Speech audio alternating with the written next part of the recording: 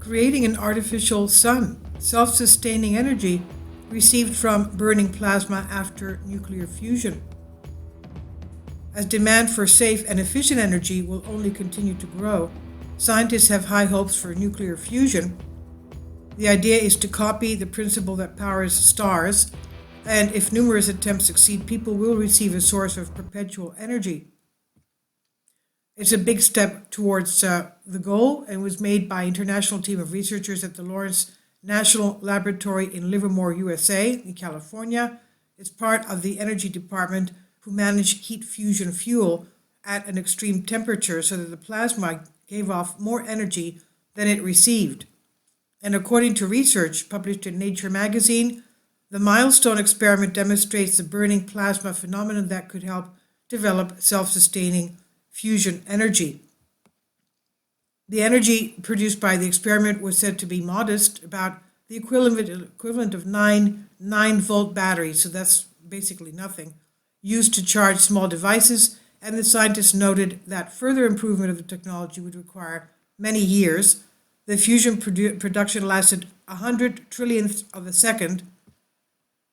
Alex Zylstra, experimental physicist at Lawrence Livermore, said that fusion requires that we get the fuel incredibly hot in order for it to burn like a regular fire, but for fusion we need about 100 million degrees Fahrenheit.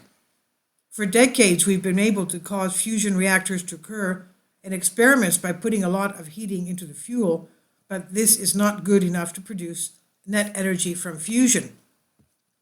Plasma is called the fourth state of matter after solid, liquid, and gas. It can be produced in thermonuclear reactors. There are main two ways of generating net energy through fusion, and the more common is based on slow thermonuclear fusion. That's in which physicists contain hot plasma using magnetic fields and electric currents. The alternative approach is known as fast thermonuclear fusion. That's when the thermonuclear reactor proceeds in a millionth of a second. The process requires powerful lasers that compress thermonuclear fuel made of tritium and deuterium. They are two hydrogen isotopes. And this technology is being developed further at the U.S. National Ignition Facility NIF experimental reactor. The team of researchers at Lawrence Livermore used the most powerful laser system in the world. It has the size of 3 football fields. Scientists fired 192 laser beams at a microscopic capsule filled with deuterium and tritium fusion fuel.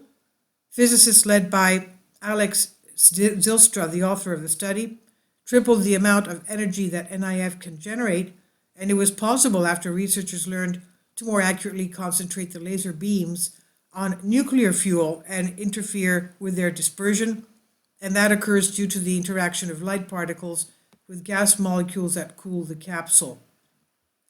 Previously, scientists tried to solve the problem by lowering the density of the gas, and as a result, the capsule quickly heated up and expanded, which dramatically reduced the temperature and pressure inside the fusion fuel.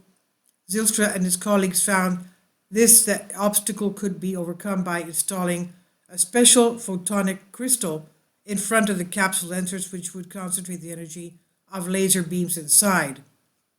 The laser pulse brought pressure about 100 billion bars at a temperature of 100 million degrees Celsius at the center of the sun. The temperature is only 15 million degrees. So this is like, 8 times more. He said, if you want to make a campfire, you want to get the fire hot enough that the wood can keep itself burning. This is a good analogy for burning plasma, where the fusion is now starting to become self-sustaining. High pressure and temperature lead to the fusion of helium nuclei from deuterium and tritium nuclei, and at that point the new thermonuclear reaction begins, accompanied by a release of huge amounts of energy, and the process is the same as one that sustains energy in the stars.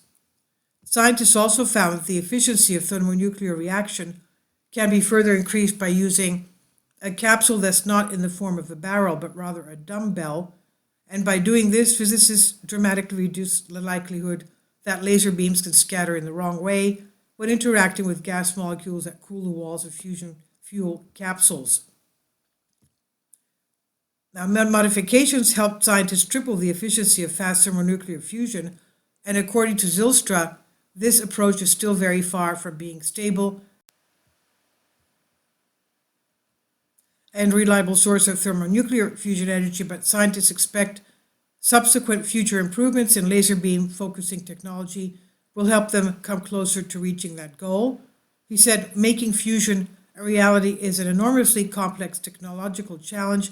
It'll require serious investment and innovation to make it practical and economical. He says, I view fusion as a decadal scale challenge for it to be a viable source of energy. And my question is, how much energy did they use to make this split-second success? This is by Alexandra Kashirina, Sputnik News. Please leave your comments and thank you for your support. Please support my Patreon account. The daily posts are 5 videos daily, and they are totally different from what I have on my YouTube channel. Thank you so much for your support and that you find all my content so interesting. You'll find the Patreon account details in the description box